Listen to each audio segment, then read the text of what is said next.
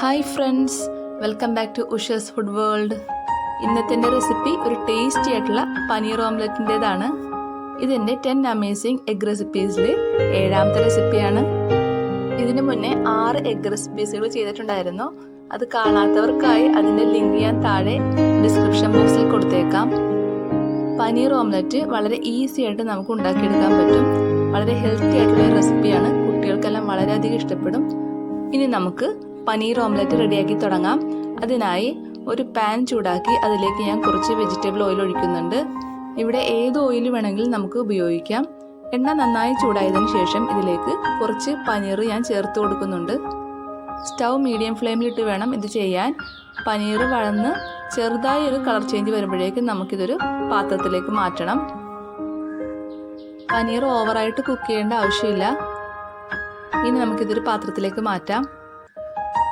Omelette റെഡിയാക്കാൻ 3 കോഴിമുട്ടയാണ് എടുത്തിട്ടുള്ളത്. ഇതിലേക്ക് 1/4 ടീസ്പൂൺ കുരുമുളക് പൊടി, 1/4 ടീസ്പൂൺ ജീരകപ്പൊടി, നല്ല ജീരകത്തിൻ്റെ പൊടിയാണ് ഇവിടെ എടുത്തിട്ടുള്ളത്, 1/2 ടീസ്പൂൺ ചതച്ച മുളക്, ആവശ്യത്തിന് ഉപ്പ്, ഒരു നുള്ള് മഞ്ഞൾപ്പൊടി എന്നിവ ചേർത്ത് നമുക്കിത് നന്നായി ബീറ്റ് ചെയ്തെടുക്കണം.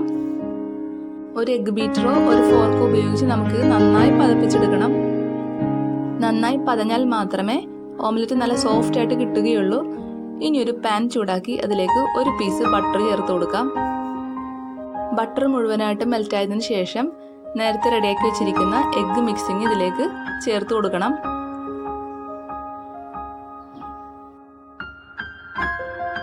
ഇപ്പോൾ ബട്ടർ മെൽറ്റ് ആയിട്ടുണ്ട്. ഇനി നമുക്ക് എഗ് മിക്സിങ് ചേർത്ത് കൊടുക്കാം. ഈ സമയം സ്റ്റൗ ലോ ഫ്ലെയിമിൽ വേണം വെക്കാൻ. അതിനുശേഷം നമുക്ക് ചെറുതായി ഒന്ന് പയ്യെ വലിച്ച് എല്ലാ സൈഡിൽ നിന്നും വലിച്ചെടുക്കണം. ഇങ്ങനെ ചെയ്താൽ ഓംലെറ്റ് നല്ല സോഫ്റ്റ് ആയിട്ട് കിട്ടും. കുറച്ച് പ്രാവശ്യം ഈ രീതിയിൽ തന്നെ ചെയ്തു കൊടുക്കണം. അതിനുശേഷം ഇതിലേക്ക് നേരത്തെ റെഡിയാക്കി വെച്ചിരിക്കുന്ന പനീർ ചേർത്ത് കൊടുക്കാം.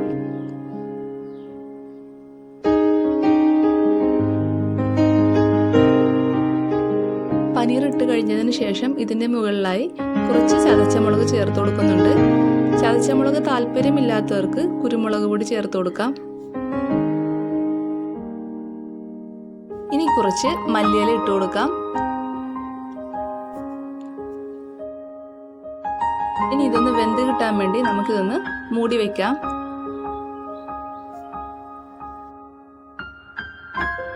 മൂടിയിൽ ചെറുതായി ഈർപ്പം വരുമ്പോഴേക്കും നമുക്ക് മൂടി തുറന്ന് മാറ്റണം.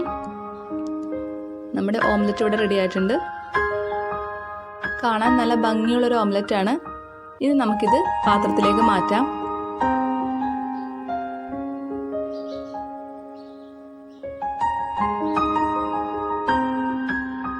ഓംലെറ്റ് എല്ലാവർക്കും ഇഷ്ടമായെന്ന് വിചാരിക്കുന്നു. വീട്ടിൽ ഗസ്റ്റുകളെല്ലാം വരുമ്പോൾ ഒരു സ്പെഷ്യൽ ഐറ്റമായിട്ട് നമുക്കിത് ചെയ്തു കൊടുക്കാം. ഇതിനു മുന്നേ ചെയ്തിട്ടുള്ള പിസ്സ ഓംലെറ്റും ഫ്ലഫി ഓംലെറ്റും കേരള സ്റ്റൈൽ ഓംലെറ്റും എല്ലാം എല്ലാവർക്കും ഇഷ്ടമായെന്ന് വിചാരിക്കുന്നു. എൻ്റെ ചാനൽ ഇതുവരെ സബ്സ്ക്രൈബ് ചെയ്യാത്തവരുണ്ടെങ്കിൽ ചാനൽ സബ്സ്ക്രൈബ് ചെയ്ത് തൊട്ടടുത്തുള്ള ബെല്ലൈക്കൺ ഒന്ന് പ്രസ് ചെയ്യണേ.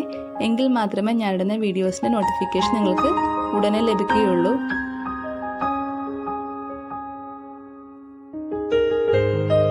വീഡിയോ ഇഷ്ടമായെങ്കിൽ ഷെയർ ചെയ്യാനും ലൈക്ക് ചെയ്യാനും മറക്കരുതേ. Okay friends, thank you. അടുത്ത വീഡിയോയിൽ കാണാം.